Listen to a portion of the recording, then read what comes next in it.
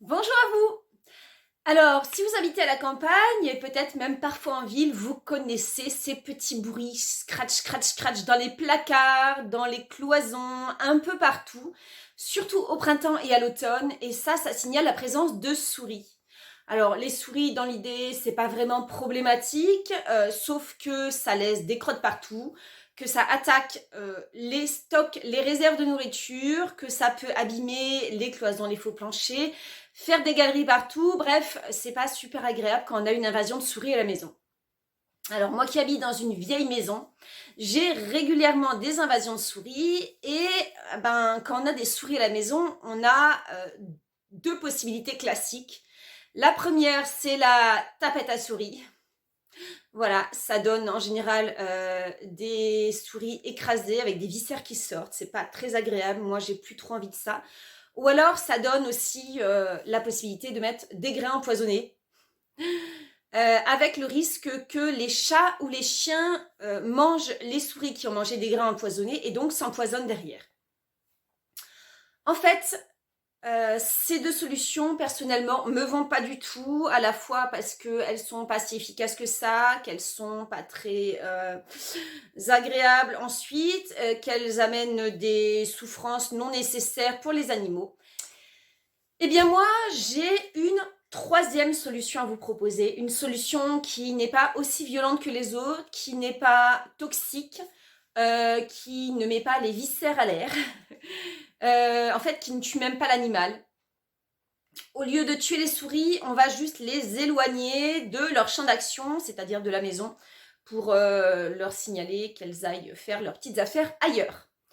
La solution, c'est ceci. Voilà. Ceci, c'est une petite cage à souris, très très simple. Alors, il y a une espèce de pic qui va à la fois venir contenir, donc piquer dans l'appât. Alors, l'appât, vous pouvez mettre éventuellement un petit morceau de fromage, hein, on dit que les souris aiment le gruyère. Vous pouvez mettre un petit morceau de chocolat noir. Moi, ce que j'utilise en général, c'est des fruits secs. Une amande, par exemple. Une amande, une noisette, ça fonctionne très bien. Ensuite, c'est constitué donc d'un socle en bois souvent, d'une cage en métal et d'une petite porte comme ceci. Donc le principe, c'est qu'on va venir piquer l'appât. Voilà, je ne sais pas si vous voyez bien ici. Ensuite, on va venir accrocher comme ceci. Voilà. Donc le principe, c'est ça. La souris va donc rentrer par là. Elle va venir manger, grignoter l'appât. Et donc, la porte va se refermer derrière.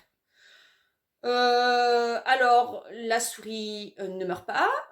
La souris est juste attrapée, enfermée là-dedans.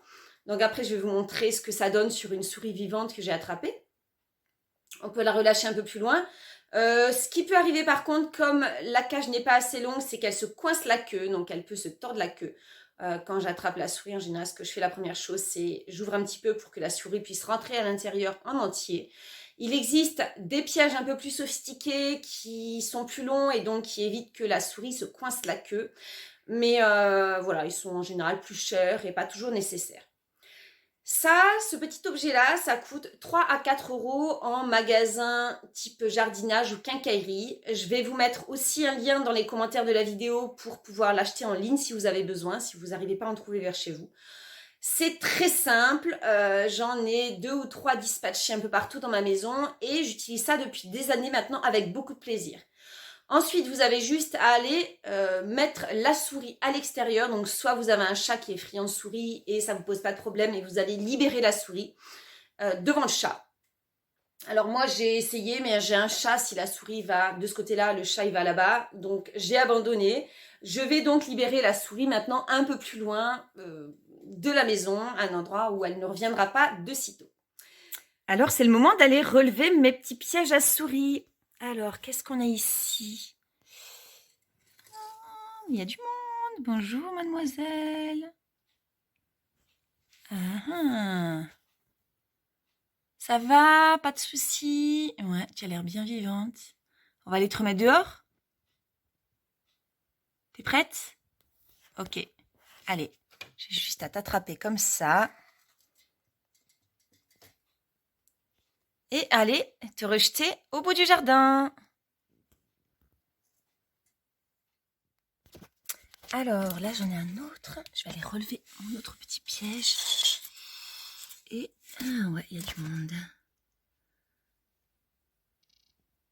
Coucou. Hop là. Et voilà. On va aller relâcher tout ce petit monde.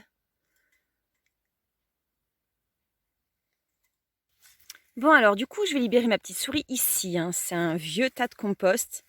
Comme ça, il y a pas mal de choses. Il y a des branchages, il y a plein de choses. Oui, oui, oui, oui, je vais te libérer. T'inquiète pas. Hop. Oui, oui, t'inquiète pas.